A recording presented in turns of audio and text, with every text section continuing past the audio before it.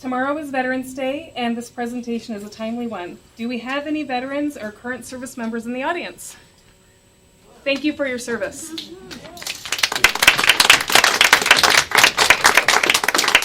And I'm pleased to introduce to you tonight Dr. John Radzilowski, an Associate Professor of History. He earned his Ph.D. through Arizona State University. He is the author or co-author of 13 books, including Traveler's History of Poland.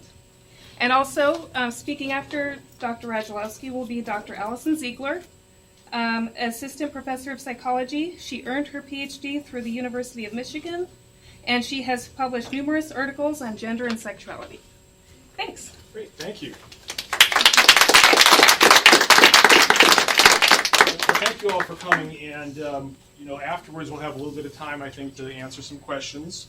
Or people who have experiences want to share those, that'd be great.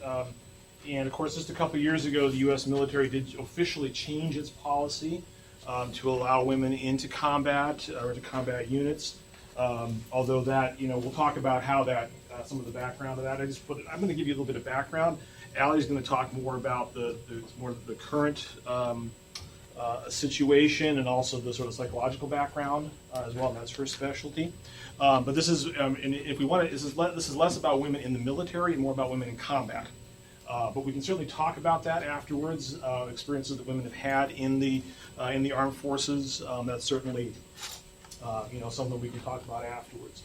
But I'm just going to go through briefly. We're just going to go a real quick cook's tour. I'll give you some pictures and some entertaining stories, and then I'll turn it over to Allie. And this is just, you can read this if you want. This is nothing to memorize, but it's one of the things that, and this is a topic I was interested in many years ago, and I collected a lot of materials on it. I never really did anything with it, never really published it, but it's such an interesting topic. And I've, over the years, those of you who know some of my work, I do a lot of work on the Second World War, especially on resistance movements in Eastern Europe, where women did participate in both combat and non-combat role quite a bit. So that's sort of part of where I enter into this. But historically, if we look back through recorded history, the instances of women deliberately participating in combat are fairly rare. But they're consistent throughout history, and they're consistent across pretty much all cultures. All cultures have some sort of story about it, have some sort of example, and I'll give you examples from different countries. One of the reasons for this is that most early human societies really lived on the margin of survival, and that was me, I guess. And so it was, they were very small communities. Life was very uncertain, and childbearing for women was one of their primary tasks. It was childbearing was very dangerous in the period prior to modern medicine. Most of those early human societies could not survive the loss of a large number of their young women of childbearing age. I mean, if you send a bunch of guys out to hunt the mammoth and the mammoth got you instead of you getting the mammoth, you lost a bunch of your young men. That was a tragedy, but it wasn't necessarily potentially fatal to your community. If you lost the same number of young women, that might be the end of your group. You just would not have enough children in the next generation to continue the line of that community.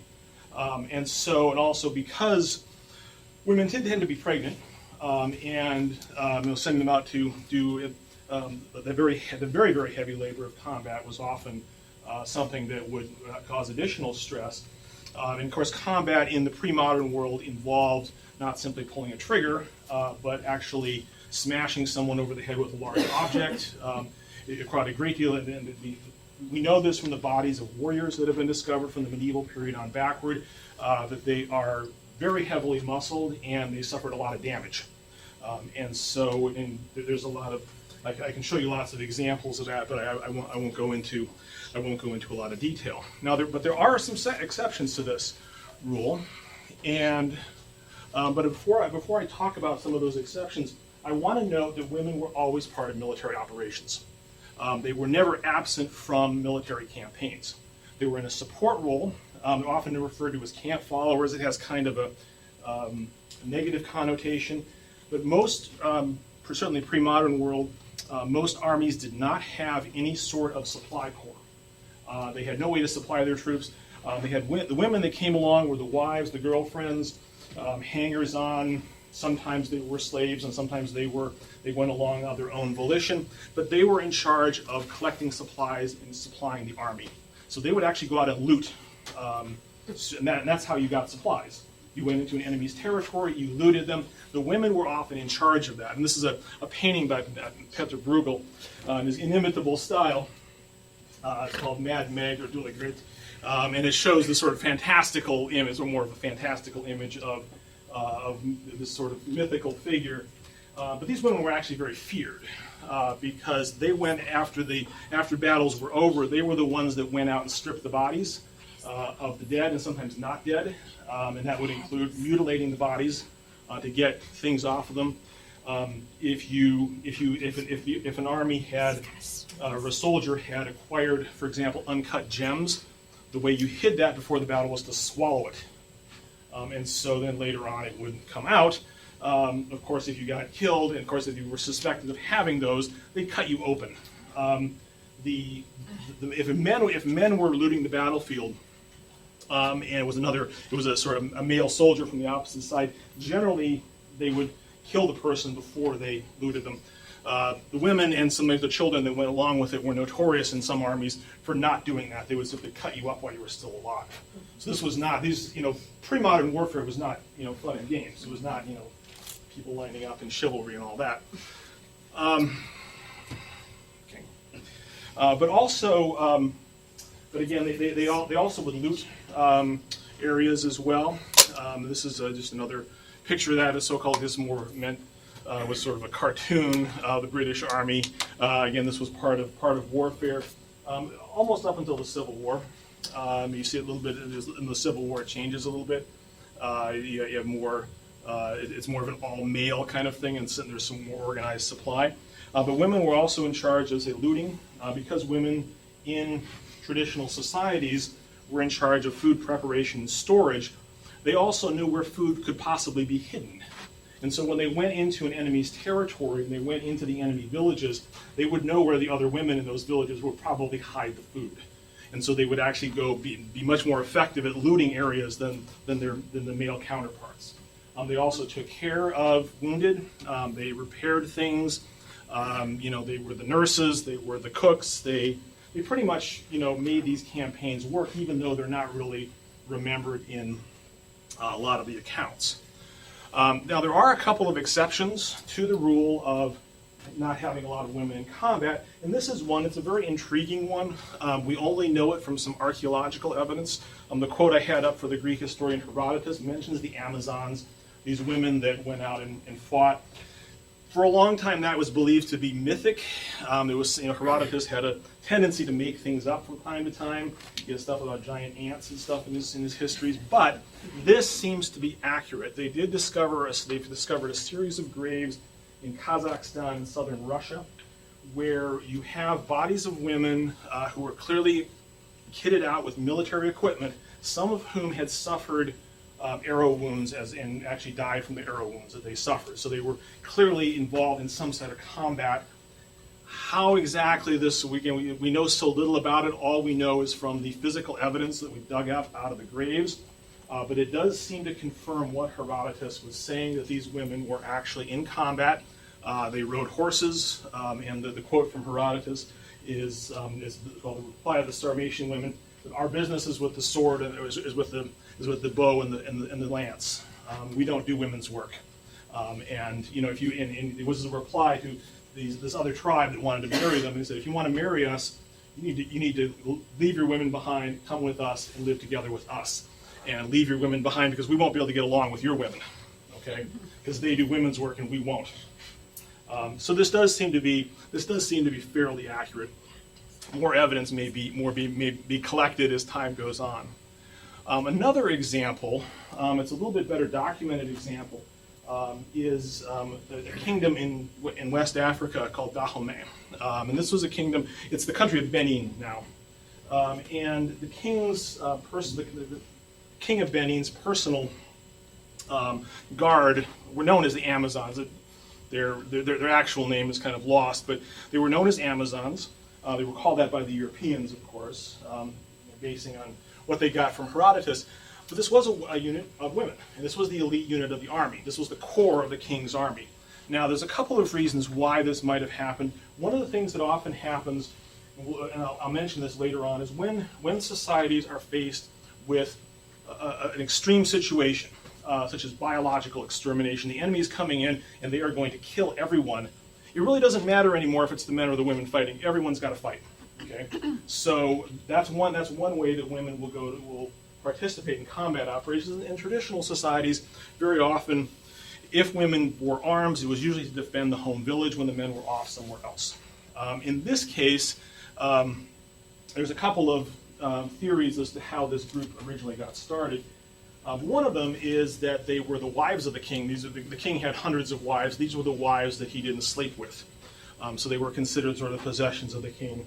The other is that this was a lot of the men got wiped out in a previous war, and so they needed to draft women into these units.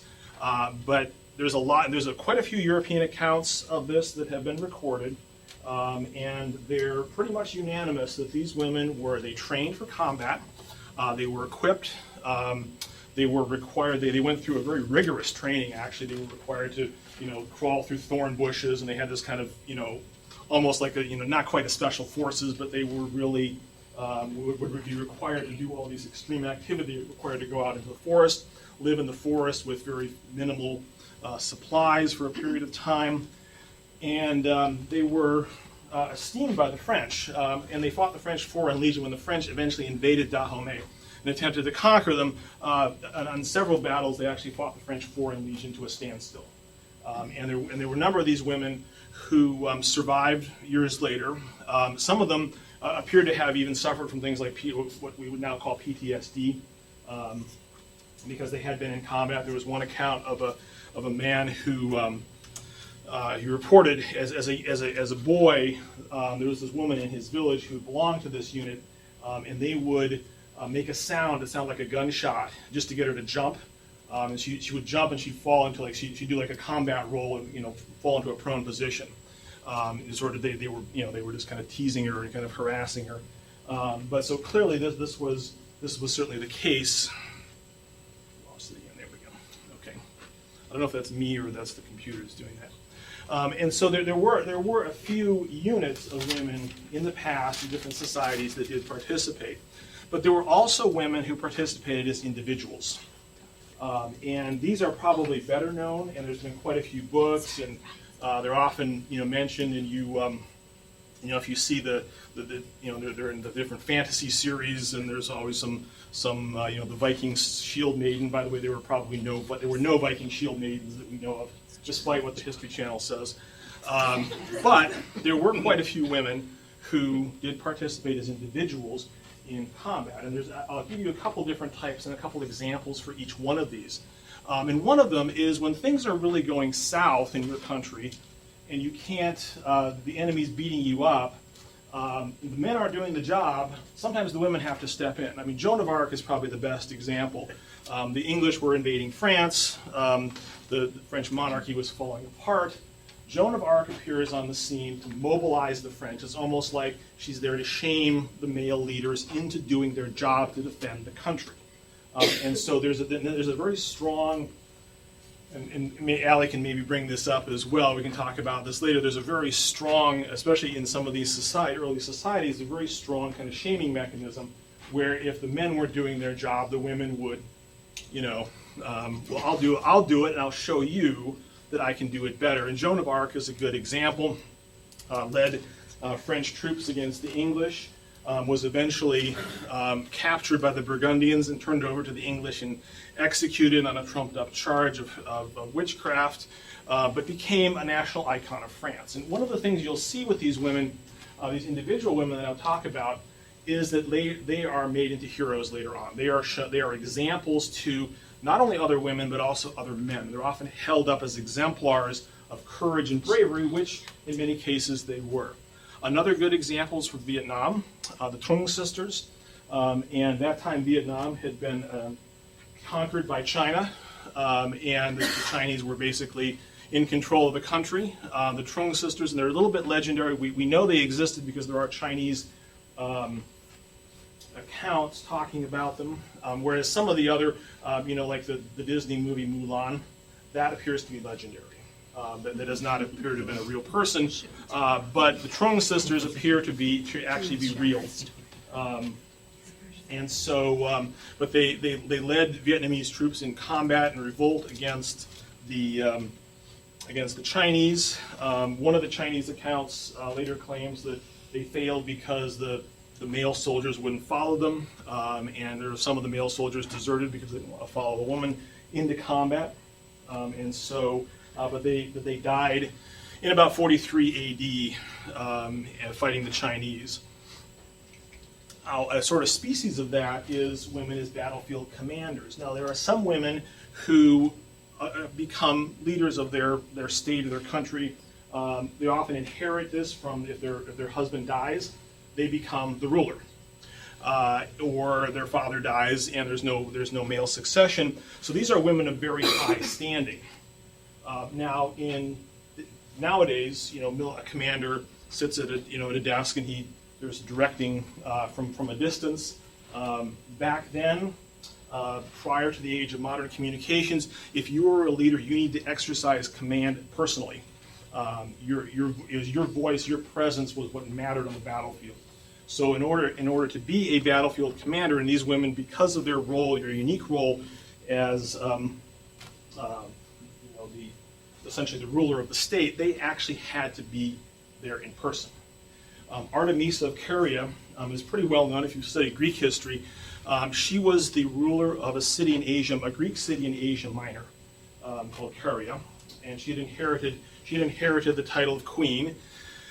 She was an ally of the Persians, so she was the enemy of the Greeks, the other Greeks, the ones that are usually portrayed as the heroes, and she commanded a fleet of her own ships. The Persians did not have a very good navy, and so they relied on these Greek cities that were allied with them to supply ships. She had a group of these ships, and according to the Greek accounts, she was also an advisor to the Persian king, Persian emperor. Because basically they didn't have a lot of good naval advisors, apparently. Although it's not entirely clear, it may be that the Greek accounts stress that because, well, those Persians were so wimpy they needed to have a woman to advise them. I mean, there may be that as well.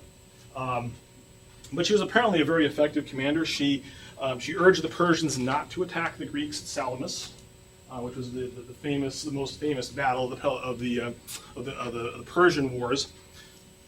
Her advice was apparently ignored because they attacked the Greeks, and of course the Athenian fleet with its allies defeated the Persians. Artemisia survived, and she survived in a very clever way. As the Persian fleet began to fall apart, she and her ship were attempting to escape. She was pursued by two Athenian triremes, which are very fast oared ships, and they were closing in on her, and she found another Persian ship that was also trying to get away. She turned on it and rammed it and sank it. The Greek ships that were following her figured that she was one of their allies, and so they sheared off and she got away. So a little bit of quite ruthless. Katrina Sforza is a Renaissance prince, essentially. She was the Countess of Forli, which is sitting in Italy. She was the illegitimate daughter of the Duke of Milan. There was a series, actually, The Borgias, that was on HBO, I think it was. She was actually featured in part of that. I don't know I didn't see it, how realistically. There's actually a really nice, the Downtown Library has a really nice recent biography of her as well. But she was called the Tigress of Forli, and she led her own troops in battle against the Borgias, but also against the French. At one point, she was very ruthless. Some of her enemies in the city of Forli who had killed her husband, she basically tortured and killed the whole lot of them. At one point, she was besieged in her fortress when two of her male children were captured by the enemy. And they basically called her to the battlements and they said, "We're going to cut these kids' throats if you don't surrender." She raised her skirts, and apparently she wasn't wearing any underwear, and said, "Look, I can make more. Go ahead and kill them." And of course they didn't. She basically managed to shame them into not doing that. But she was incredibly tough. incredibly ruthless. But she actually had a very interesting life later on. She was eventually defeated, and it ended up, she actually turned away. She sort of became a contemplative. Didn't become a nun, but she became a contemplative, and the last part of her life was left in prayer. But she once told people would come to her, ask her to tell stories. So if I could tell you, if I told you everything, you'd never believe it, she said. That her life was so fantastical. There are also women of status who, because of their high standing, they're able to step outside of their prescribed gender roles. Lozen, who was an Apache woman, was the sister of Vittorio, and Vittorio was one of the leading, one of the Apache leaders. And so we remember Geronimo, we don't remember Vittorio quite as much, but he was really almost as important as Geronimo, as they were fighting both the U.S. Army and the Mexican Army in the late 19th century. And because of her status as a woman of high standing, she was able to take on a combat role. She also was said to have certain powers, certain spiritual powers that allowed her to sense when where the enemy was and when they were coming. Now, whether this is true or not, we don't know. However, there's many accounts, again, mostly from her fellow warriors, of her basically saying, we're going to go this way. No, we got to go this way because the enemy's over there, and she was right. On one occasion, they had women and children with them. There was a woman who went into childbirth, and they had to leave her behind. She helped get the rest of the group to safety. Then she went back through a countryside swarming with troops, got this woman and the newborn baby out without any of them getting caught. So she had some kind of ability to, whether it was reading the signs of nature or whatever it was, to basically evade the enemy. Countess Emilia Platter was a Polish countess in the beginning of the 19th century. During the revolt against, and this is a later painting showing her taking on 4 Russian Cossacks by herself. So it's slightly fantastical, but when the revolt or November insurrection against the Russians began, she volunteered her services. She was refused because you just go home. She was quite young. She was probably about the early 20s. Go home and take care of the family was kind of the response that she got. But because she's a countess and she had a certain amount of money, she actually raised her own unit, which she commanded. Went into combat. She died at the end of the insurrection of pneumonia, actually, which was often the case for soldiers in that time period. But she's a national hero today in Poland. As I say, most of these women are remembered as sort of national heroes. Another way women went into combat was that they were following men. And sometimes this was simply, they happened to be in the right place at the right time. They were doing something. The battlefield is a very tricky place. Stuff can happen very unplanned. And there were a number of women, and the best known one in certainly American history is known as Molly Pitcher. That wasn't her real name. That term Molly Pitcher is more of a title than anything else. Particularly the artillery in that time period required a lot of water. And so the women would be often in charge of bringing water because these guns would get very, very hot, and they had to be swabbed down regularly. And sometimes if the barrels got too hot, they could ignite the powder charge before they even put it in. And so the Battle of Monmouth was fought in New Jersey against the British during the Revolutionary War. It was fought in very extreme weather conditions. It was like 100 degrees or more. And so her husband was one of the gunners. And so she was in charge of bringing water both to the men and for the gun. Her husband collapsed, whether due to heat stroke or he was wounded. She took his place in loading the artillery. There's another woman, and she was well known for this.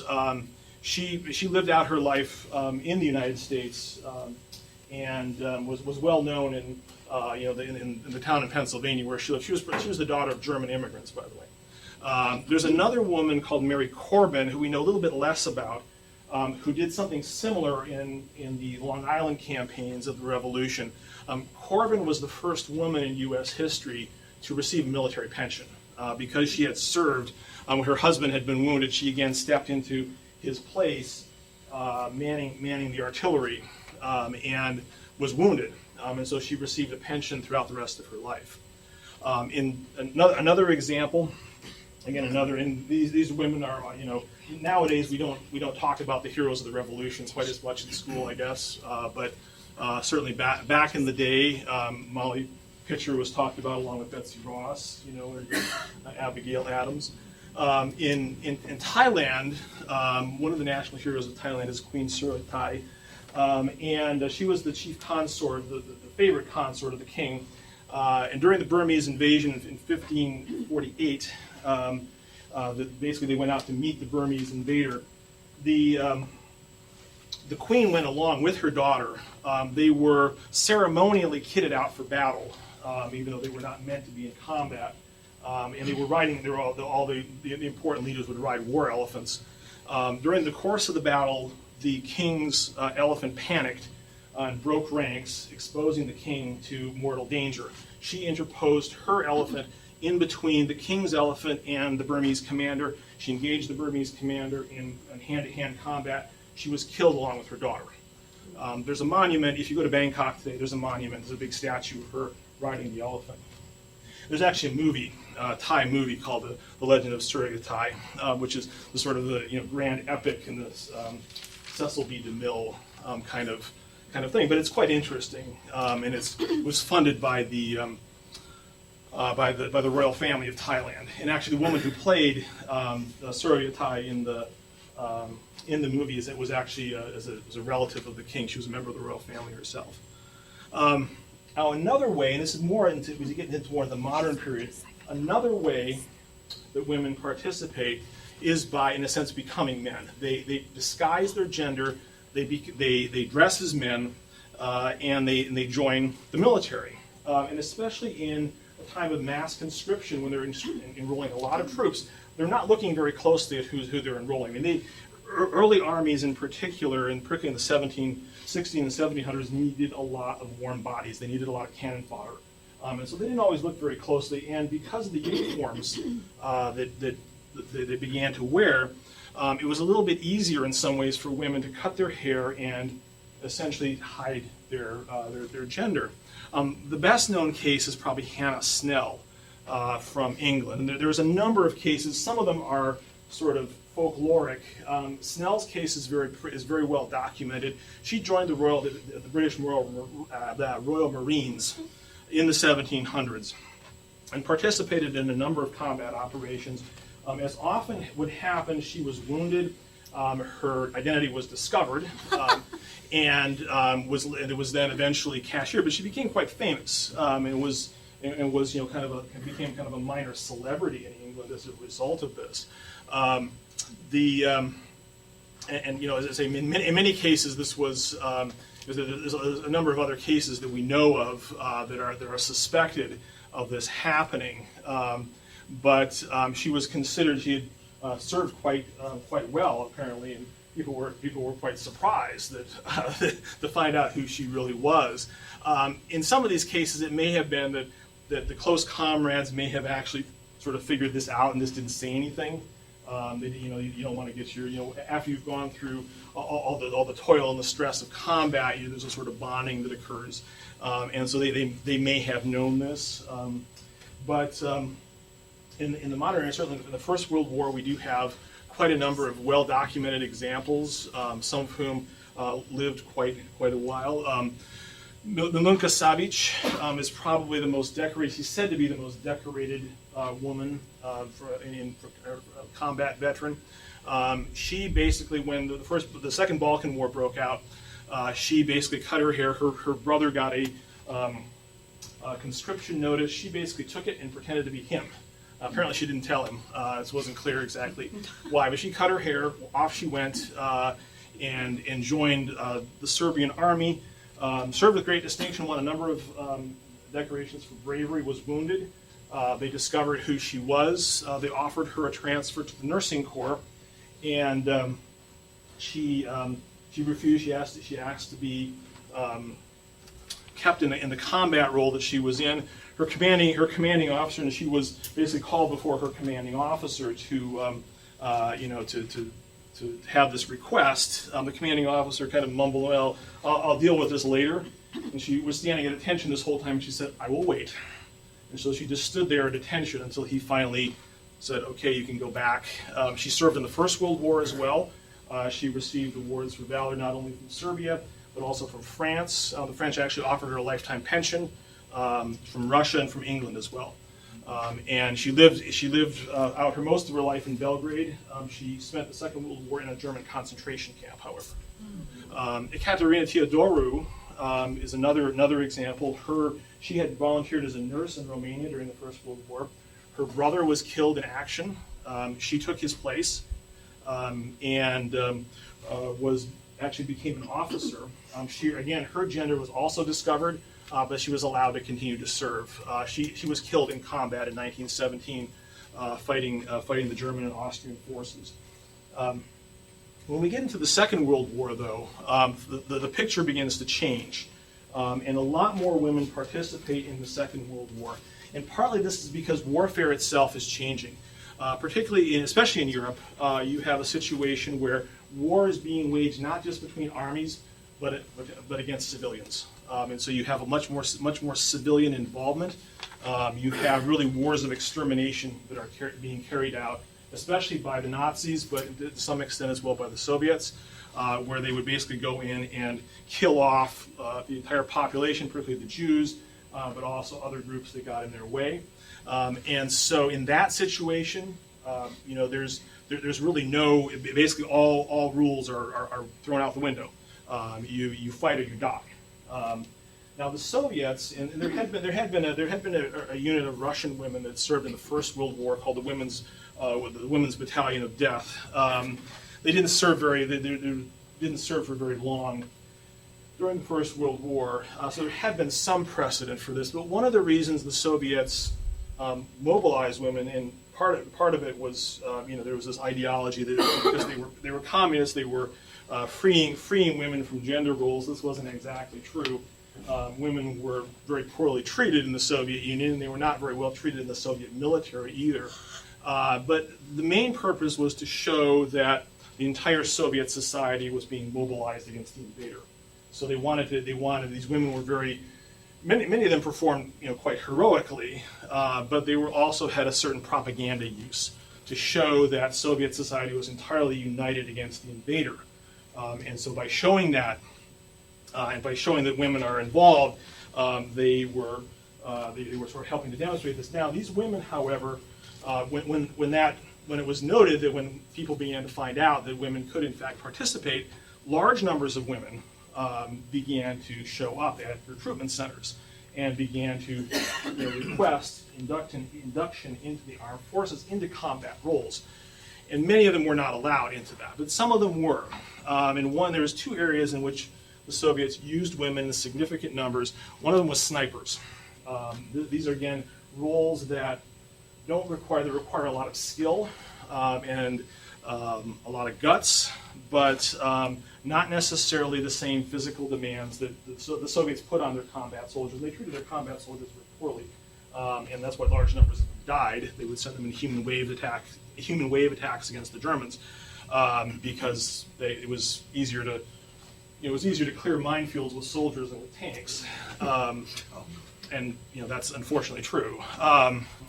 But the Soviet female snipers became quite well known, and a couple of these have become sort of modern heroes. Rosa Shanina became kind of the and both of these women became kind of propaganda icons for the Soviets.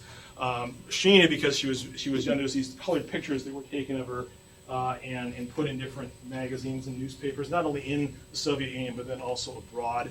Colorized, she was young, she was very attractive. She's got a lot of attention because she actually had a diary. She was not supposed to keep a diary. She kept a diary. It resurfaced back in the 1970s and was published in Russian. There's a little film. If you go online, there's some cartoonist has done a little film of her of her life based on this diary, and parts of it have been published in English. And it's very revealing, because she talks about sort of her inner feelings, but also about the attachments, the romantic attachments she starts to develop with some of the male soldiers she's with. She had 51 reported kills, and she's one of the youngest, and not the youngest, but one of the youngest of the snipers. Toward the end of the war, in late 44 and 45, the Soviets tried to withdraw women from combat roles, particularly direct combat roles, because they didn't want them to get killed. But there was also a problem. First of all, they were certainly subject to sexual harassment, sexual assault by their comrades. But there was also a problem that they were developing these romantic attachments to the male soldiers, and especially when they were killed, male soldiers would just lose it. They would, basically have a sort of mental breakdown. Because there's women that they had been even if they hadn't actually had any kind of real romantic relationship, they had this kind of fantasy they were living with, and these women got blown apart, and they were literally handling the body parts of these women as they were blown apart. Shnina was killed in an artillery attack in 1945. But probably the more famous sniper was Lyudmila Pavlichenko, who was a Ukrainian, who fought for the Soviets. 309 reported kills up to 1943. And that's why she was known as Lady Death. She was absolutely deadly as a sniper. She was withdrawn from combat in 1943 and sent on a worldwide propaganda tour for the Soviets. She came to the United States. Actually, she met with Eleanor Roosevelt. She would go to factories, with the workers in different countries, and she would say, well, I killed 309 Germans. What did you do today for the war effort? This kind of thing. And then again, there's a little bit of a, well, if she can do it, why can't you guys get out there and do the same thing, right? And so there was a little bit of that, but it was very effective. And she lived until, let's say 1974, and so she's very, very well documented. But there were quite a few of these snipers, and but like I said, their role was a little bit, attenuated, because the Soviets, wanted to get that propaganda advantage out of them. They weren't that interested in really having women in combat roles. The other role that women fulfilled was in combat pilots, combat crew, in aircraft. There were a number of all-women's combat air units, including the 46th Guards Night Bomber Regiment. Now, because these were women, they gave them the worst aircraft, including this really completely outdated recon bomber. The women were often. Am I going way over time? Cut me off if I go way over time. The women were, basically given these sort of ratty old World War I era aircraft, and this recon is basically what they would do. This had no modern instrumentation whatsoever, and so they were required to fly at night, find the enemy, and drop bombs on them. The aircraft, so they had to do that by dead reckoning in the dark. The aircraft was extremely loud, and so the Germans could hear it coming in, and they would. And so what these women would do actually was, when they got close to the start of their bombing run, they'd cut their engines. They glide in, drop the bombs, and then restart the engine and fly out of there. The one advantage these planes had was they were so flimsy that anti-aircraft shells, instead of exploding, would often go through the body of the aircraft. And so that actually, quite a few of them died. This unit was the only women's unit that was designated as a guards unit, and guards was sort of like the elite of the Soviet armed forces. There was a women fighter regiment as well, combat fighter regiment. It was founded by Katya Budanova, who's kind of the Emilia Earhart of the Soviet Union. She did, even before the war, she was doing a lot of long distance flying. The best known member was Lydia Litvak, known as the White Rose. She was the only woman to achieve the status of ace, or having more than 5 kills in combat. She was also allowed to, most Soviet pilots were not allowed to fly on their own. They were very tightly controlled by their commanders. But she was one of the few. There was a few that were, and she was one of them. She was said to have been killed by the Soviets, by the Germans, in combat over the Donbass. However, there's some evidence, and some people have suggested that she was actually captured by the Germans, but this was kept secret by the Soviets because they didn't want, basically you weren't supposed to be captured. You were supposed to die fighting. And it was a much better myth to have her be this, this dead hero that she, and a lot of the Soviet women who were captured, whether they were nurses or they were actual combat soldiers, were put in German camps. They were treated very poorly. Those that survived, however, when they were liberated by the Soviet Union, were often raped by their own comrades because there was mass rape perpetrated by the Soviets, including former concentration camp and prisoners. And I'm going way over time. So I'll just go through this quickly. There were women who were in resistance armies, including in the Jewish and Polish resistance, fought in the both the Warsaw uprisings of 43 and 44. Many of them died in combat. A number have survived. There's a few that are still alive. There's a couple women who, there's one woman just passed away actually about a year ago. That I had a chance. I didn't meet her and be able to speak to her, but I did, was introduced to her. Now we get to the U.S. military, and I'll try to just kind of finish up, and I'll hand it over to Allie. The role's been a little bit more as warfare has changed. We have what's more called asymmetrical warfare, where there aren't front lines. The role of women originally was not supposed to be in combat, but in a modern combat situation or modern military situation, there's simply no way that you can stop the enemy from attacking your rear areas. Linda Bray was in command of a military police unit in Panama when they were asked to basically take control of this area, which was supposed to basically be free of any enemy troops. It turned out that it was a Panamanian Special Forces base. Her troops got into combat. She led them into combat. She was the first woman to lead U.S. troops in combat, first officer to lead troops into combat. She was reprimanded for this after the war, or after the fighting. The media got a hold of it, and it sort of blew up into a big scandal. And they had basically the military had egg on their faces. Here was this woman who had performed admirably in combat, who all of a sudden is being reprimanded for doing her job, basically. And so that really sort of opened the door for women to, and then that opened the debate certainly within the military much more than it had been. Whereas the other side of the spectrum, we have Jessica Lynch, who was in the first Iraq War, and some of you may remember that she was captured. She was part of a supply unit that had both men and women. They were attacked. They were going down a road. They were attacked by Iraqi forces. A number of the individuals in the unit fought back. Lynch did not. However, she was captured. She was wounded and captured. Was raped, according to some accounts. But then a rescue operation was mounted by American forces, grabbing her from the hospital in Iraq and pulling her out. The military put forward this whole myth that she'd gone down fighting, and she'd emptied a whole clip of her M16 against the enemy. It turned out that this was not the case, that there was actually two of her male counterparts were later decorated for valor, but also two of her female counterparts, one of whom was killed in action. Lori Pastava was killed in action, never got the recognition. And of course, there was both of the other two women were not. She was white. One was a Hopi, and the other was African American. And so there was then this suspicion that she was being promoted because she was sort of telegenic. But again, it sort of blew up in the military's face. Women today are involved in many different combat operations, particularly because it's asymmetrical. There's no front line. And you have the ISIS female police unit. ISIS has recently banned wearing of the full-length chador in some areas because their enemies have figured out this is a good way to get suicide bombers close to their commanders.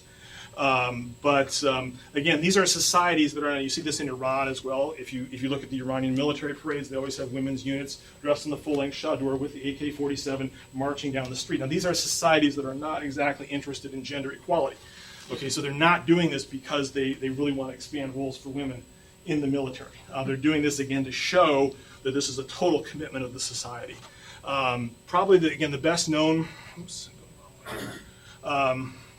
are the Kurdish women's units, Kurdish and Yazidi women's units, some of which are mythological. And part of this, again, if you're fighting in the Middle East and you're the Kurds and no one in the West cares about you, you want to get sympathy. And so they promoted the role of women soldiers very consciously. If you were a Westerner looking at this and you see a bunch of scruffy guys with beards and AK-47s, why would you want to support that? This looks much nicer to support, doesn't it? Some of these women, like this woman here, Rihanna, supposedly is her name, was basically a social media sensation. Some reporter from India who likes tweeting out pictures of women in uniform came across her, claimed she had killed 100 ISIS troops. Turned out to be not true. That she was later claimed to be killed, and then, whereas this woman actually did fight in combat, was killed, and the account there you can see. And so there's a lot of this. There's a sort of propaganda element as well, but there's a reality to it. And there's no, in a sense, because of the way warfare is now, I don't think there's any way of going back. We can talk about that later. And I'll finish up with the first two women who were admitted to Army Ranger School. This was a big deal. Again, this was something that the military really promoted because they wanted to show they were getting on board with this. With that, I'll turn it over to Allie because I went over time. Sorry. You guys didn't have anything else to do this evening. So, Thanks, Jen. Yeah. Hi, everyone. Thank you, Jen, for kind of bringing us up to speed, and thank you, everyone, for being here tonight.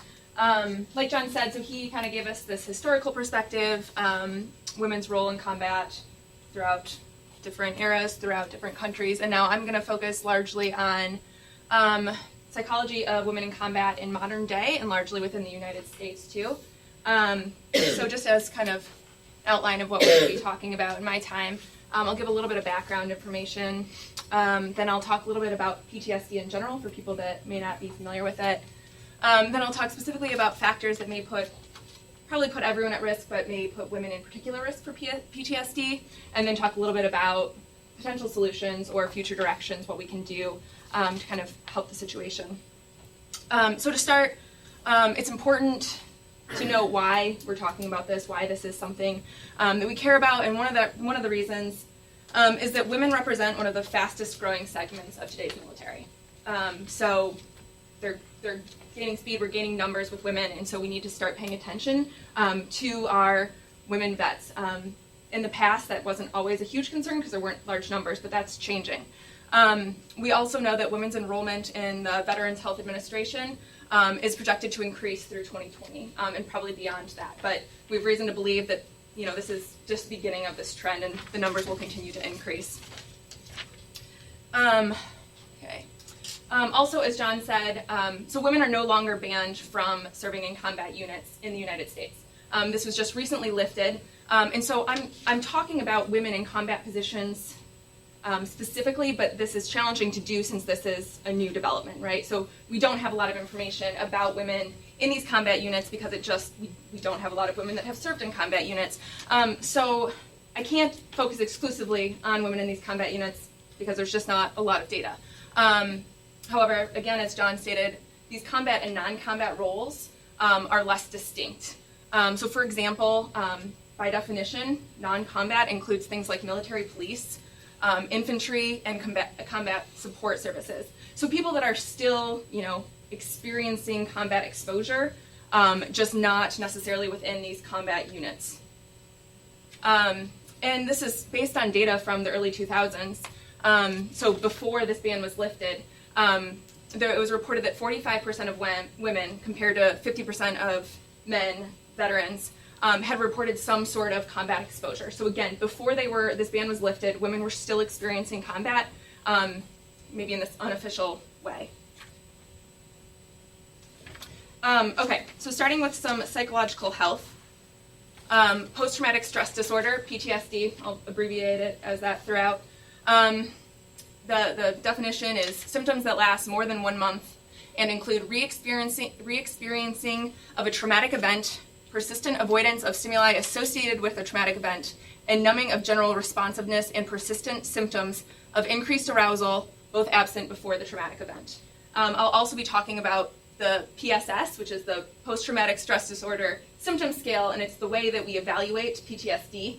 And it's, this scale. So when I talk about PSS symptoms, it just refers to how much they are affected by PTSD. So you don't necessarily have a diagnosis of PTSD, but you can still have some of these symptoms, and even having some of these symptoms can be problematic even without like an official diagnosis.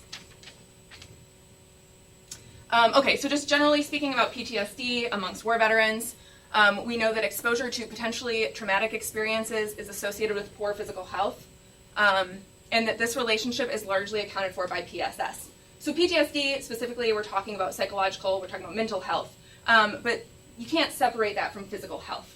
It has direct impacts on your physical health, on your physical functioning, on your well-being. And so it's important beyond just talking about mental health, right, because it has these direct impacts on your physical self. We know that PSS is more predictive of health outcomes than smoking and alcohol use. So, we're talking real severe effects as a result of PSS. And we know that PSS is associated with increased onset of physical health diagnoses in arterial health, cardiovascular, gastrointestinal, gynecological, ophthalmological, dermatological, musculoskeletal, and pain symptoms, right? So there is evidence to support that PSS affects at least all of these, if not more than this, with regards to your physical health. Okay. We also know that, again, speaking about both men and women, your risk for PTSD increases as the result of greater combat exposure. So I'll abbreviate that as CE throughout. Multiple deployments increase your risk of PTSD. Longer deployments increase your risk. Worry about family life during deployment also increases risk, as well as post-deployment life stress. So again, for all veterans, these are factors that increase the odds that they're going to experience PTSD. Okay, so do women have higher rates of PTSD than men? This is something that has been studied, comparing rates of PTSD between men and women that have served in war, that have combat exposure, or don't have combat exposure.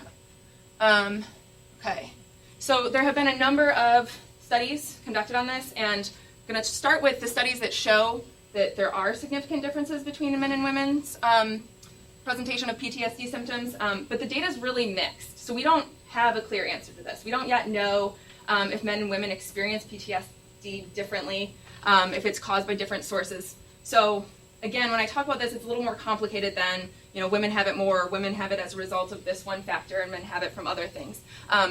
The lines are blurred, and I'm going to be talking about risk factors for women, but they're not necessarily exclusively applicable to women.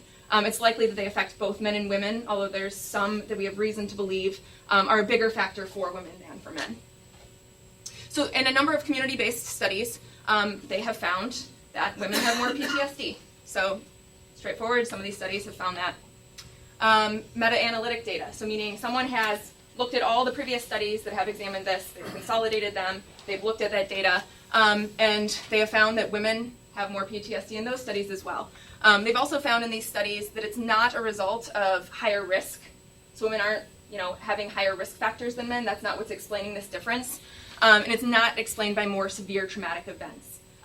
So they don't necessarily know why, but these are things that they have found. They've investigated those features, found that those are not what's leading to these differences. And then in this other study looking at women National Guard soldiers in particular, they found that they were 2.5 times more likely to experience PTSD post-deployment than their comparable male counterparts. Okay, so we've also found that there are no PTSD gender differences. And I included those there because there's a lot of studies that say that also. So those, each of those is a citation, each of those is a different study. So we kind of have lots of things saying yes, lots of things saying no. So currently, it's undetermined. There's also some studies that have found perhaps there are some differences, but it depends on how you're measuring this. So one of the reasons why we may be finding different results in these different studies is how we're measuring PTSD. So not everyone uses the same methods, the same materials to measure PTSD symptoms. So that's one reason why there might be differences in these studies. Also, this study is a good example of why we might be finding differences. it was found that women had higher PTSD than men at 3, but not 12 months post-deployment. So it matters when they're measuring the PTSD as well. And we don't know why that is. I don't know much more about that in particular, but these small things that you might not think make a huge difference can lead to different findings. There was another study conducted by the Department of Defense, and it found that women were more vulnerable to mental health problems at low but not moderate levels of combat exposure. So again, these other factors are going to influence the different results that people are finding. Okay, so what puts women at risk for PTSD?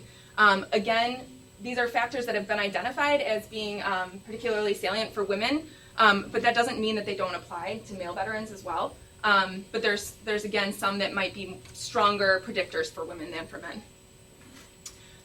So I'm going to talk about a few different things.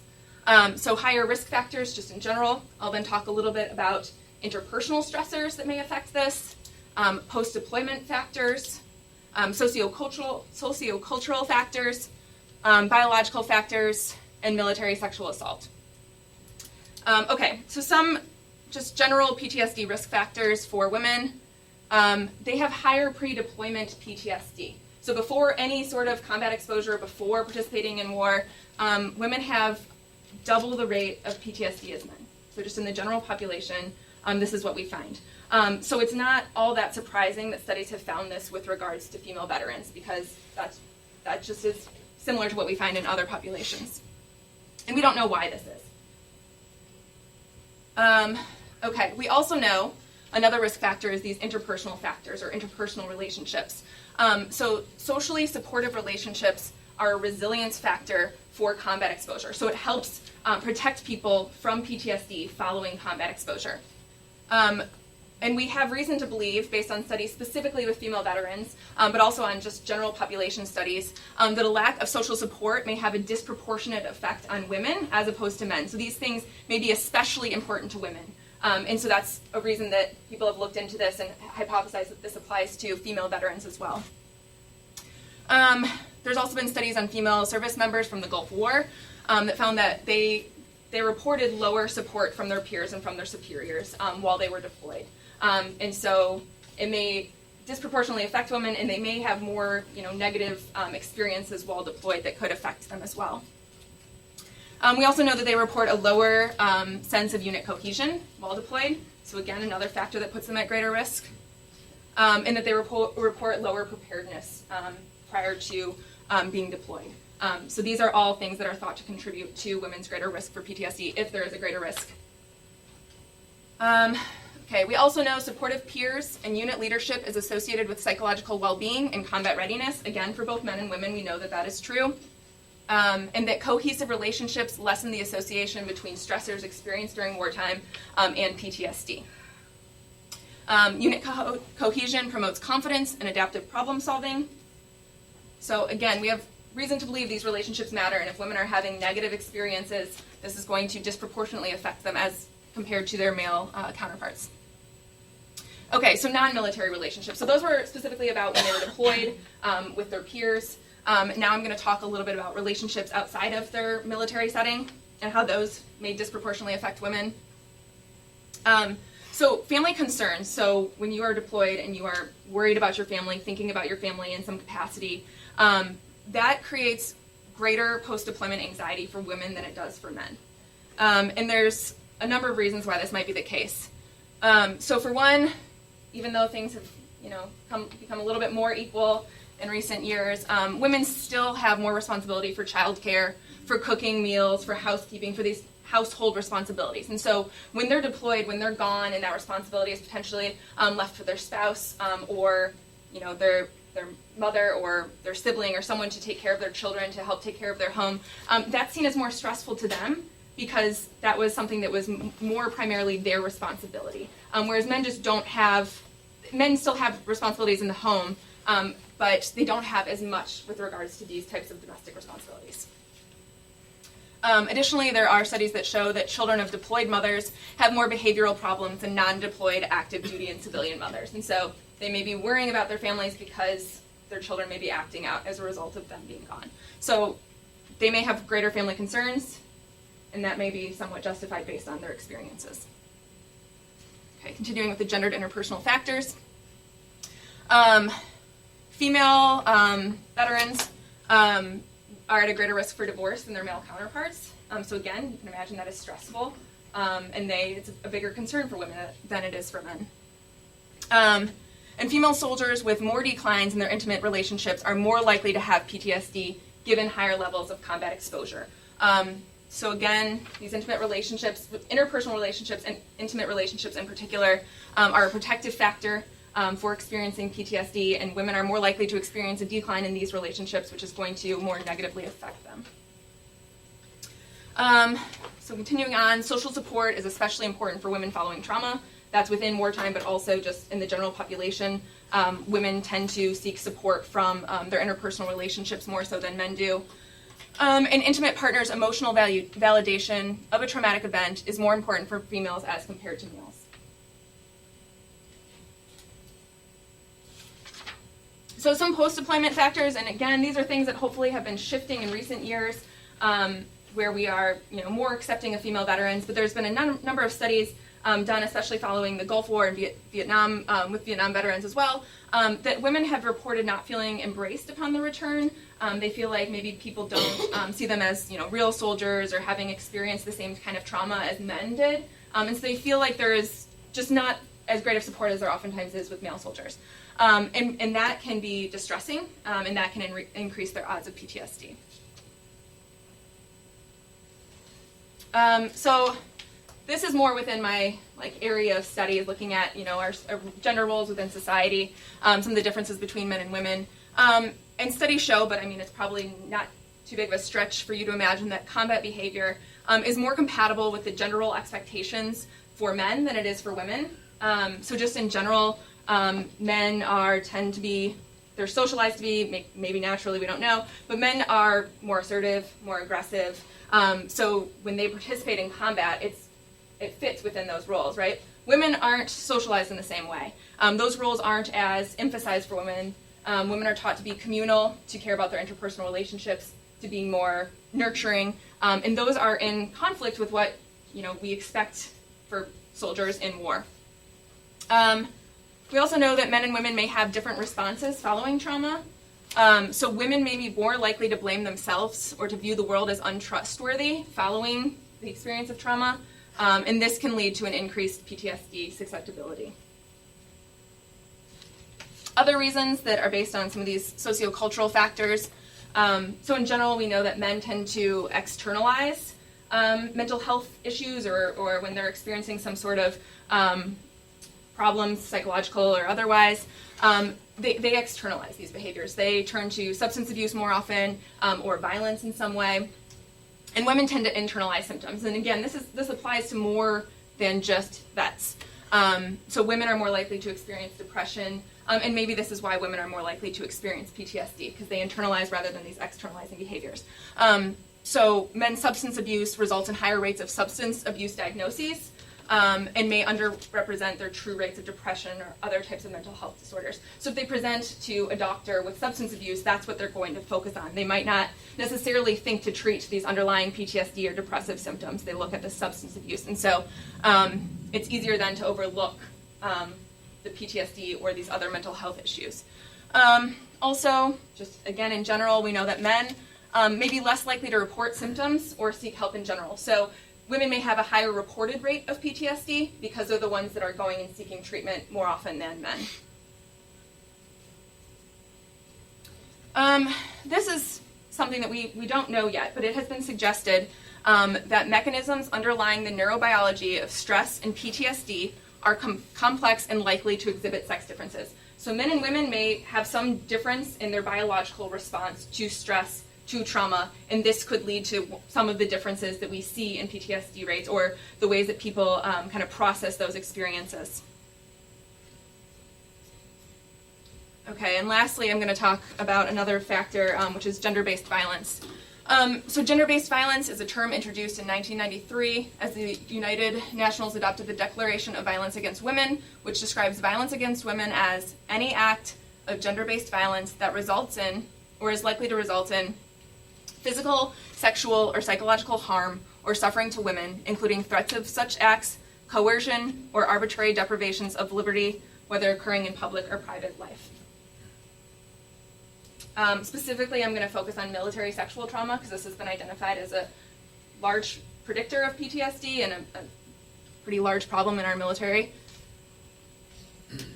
Military sexual trauma is identified as, by the Department of Veteran Affairs, sexual assault or repeated threatening sexual harassment that occurred while the veteran was in the military. So, broad definition to include any sort of sexual assault, sexual harassment.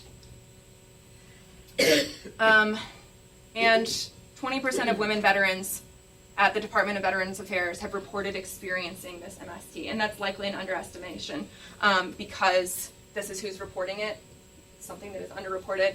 These are women that were already at the Veterans Affairs, so are likely unreported cases that aren't accounted for with this 20%. 20% is a really big number.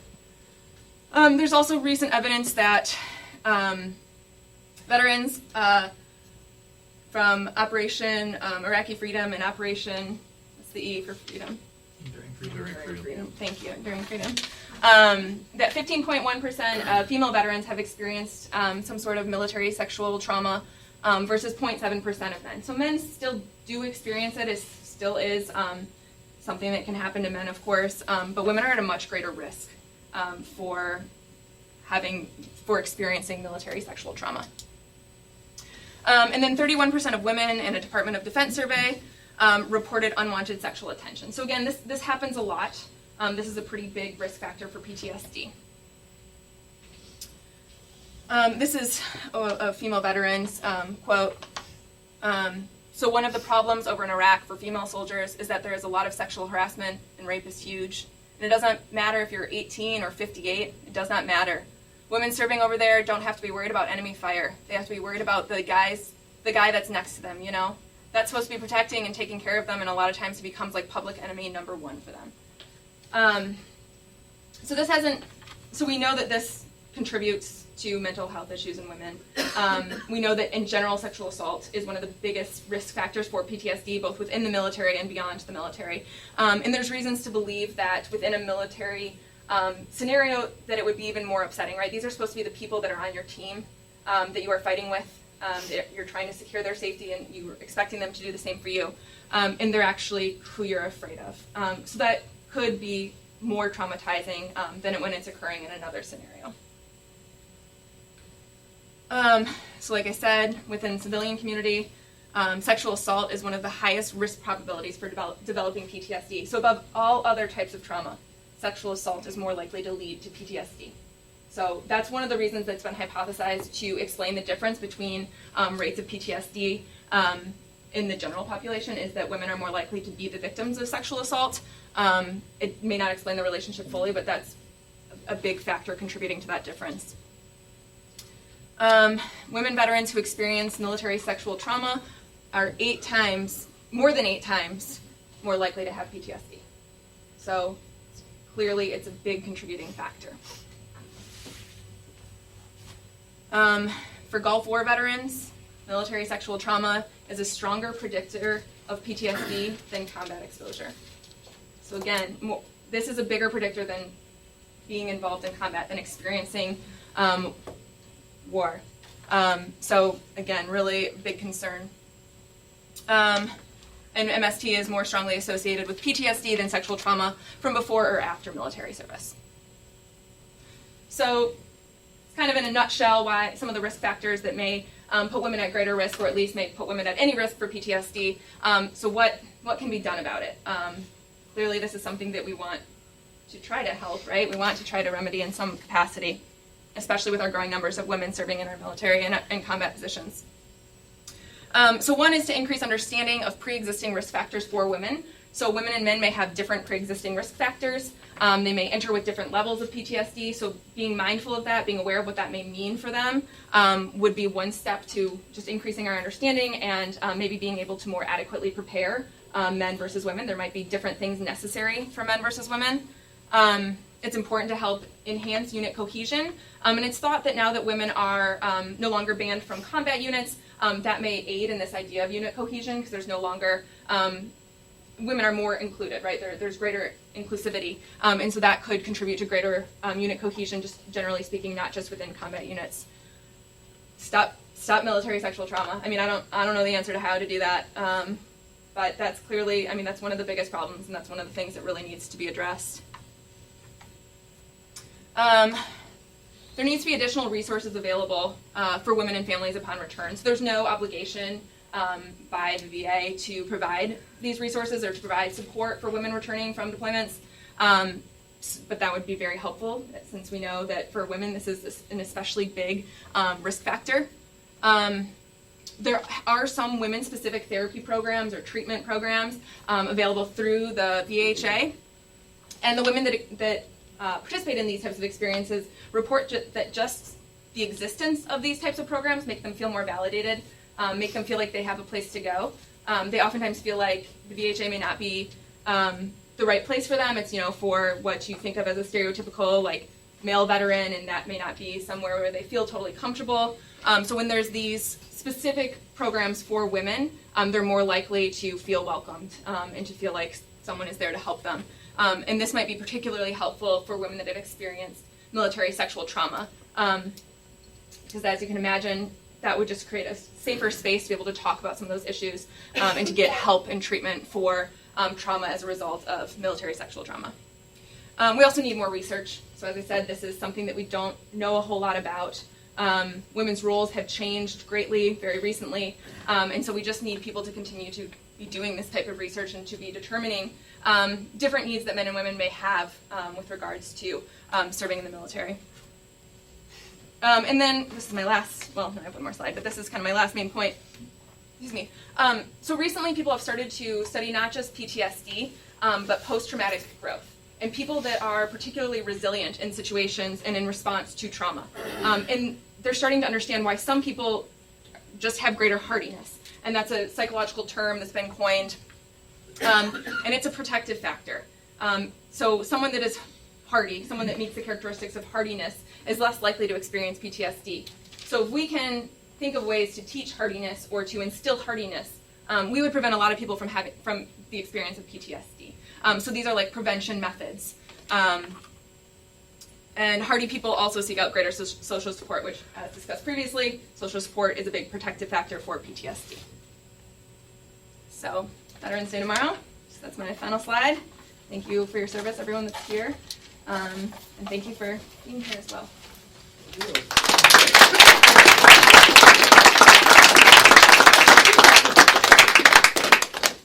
think if people have questions,